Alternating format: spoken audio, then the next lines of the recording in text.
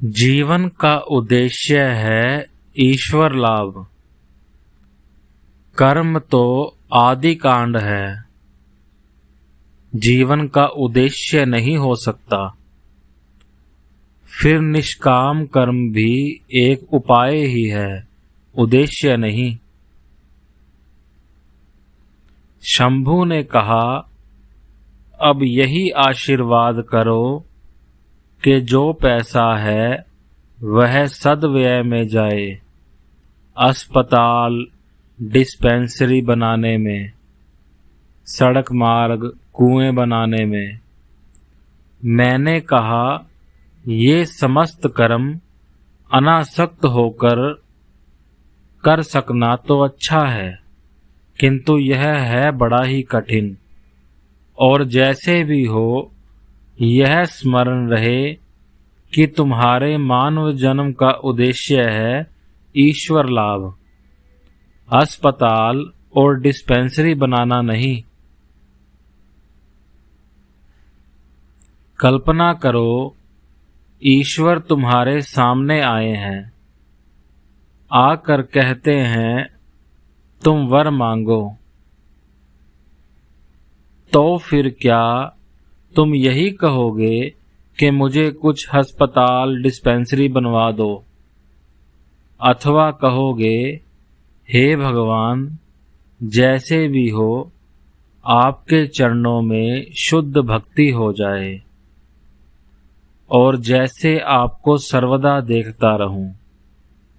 अस्पताल डिस्पेंसरी आदि सब कुछ अनित्य वस्तु हैं।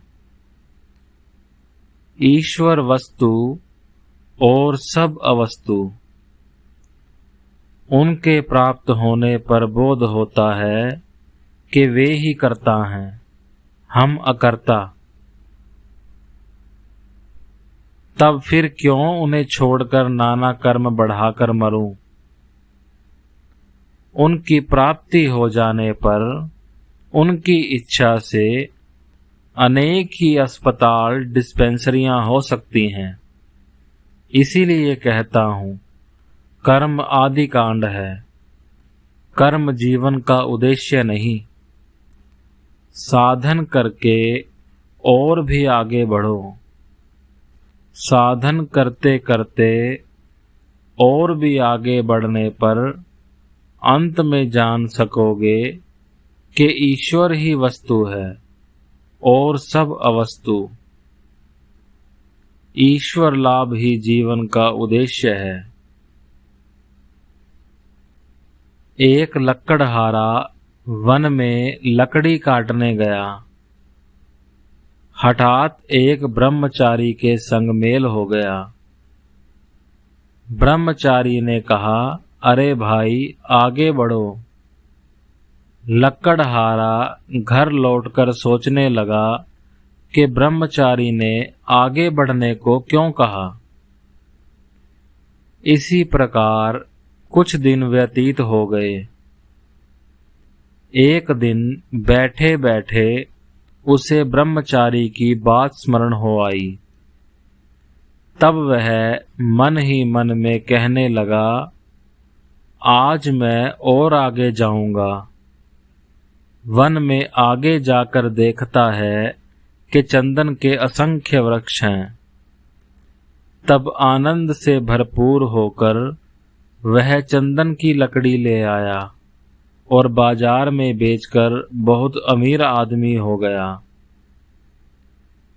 इसी प्रकार कुछ दिन चले गए। एक दिन फिर ब्रह्मचारी की बात स्मरण हो आई, आगे बढ़ो। तब फिर वन में आगे जाकर देखता है कि नदी के किनारे चांदी की खान है। यह बात तो उसने स्वप्न में भी नहीं सोची थी। अब वह खान से केवल चांदी ही ले जाकर बेचने लगा। इतना रुपया हो गया कि बहुत धनवान हो गया।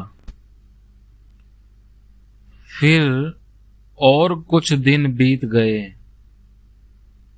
एक दिन बैठा बैठा सोचने लगा, ब्रह्मचारी ने तो चांदी की खान तक ही जाने को नहीं कहा था, उसने तो मुझे आगे जाने के लिए कहा था। अब नदी के पार जाकर देखता है सोने की खान। तब वह सोचने लगा, अरे वाह, तभी तो ब्रह्मचारी ने कहा था आगे बढ़ो। फिर और कुछ दिनों पश्चात आगे देखता है ढेर के ढेर हीरे मणियां पड़े हैं। तब उसका कुबेर की भांति ऐश्वर्य हो गया। तभी तो कहता हूं, चाहे जो कुछ भी करो, आगे जाने पर और भी बढ़िया वस्तु मिलेगी। तनिक सी जय करके उद्दीपन हुआ है, अर्थात तनिक सा भजन करके कुछ आनंद प्राप्त हुआ है, तो यह न समझो कि जो होना था वह तो हो गया है, किंतु कर्म जीवन का उद्देश्य नहीं है। और आगे बढ़ो, कर्म निष्काम भाव से कर सकोगे, तो भी निष्काम कर्म बड़ा कठिन है। इसीलिए भक्ति करके व्याकुल होकर उनसे प्रार्थना करो, हे ईश्वर, अपने चरणों में भक्ति दो और कर्म कम कर दो, और जितना रखोगे उतने कर्म को भी जैसे निष्काम होकर कर सकूं।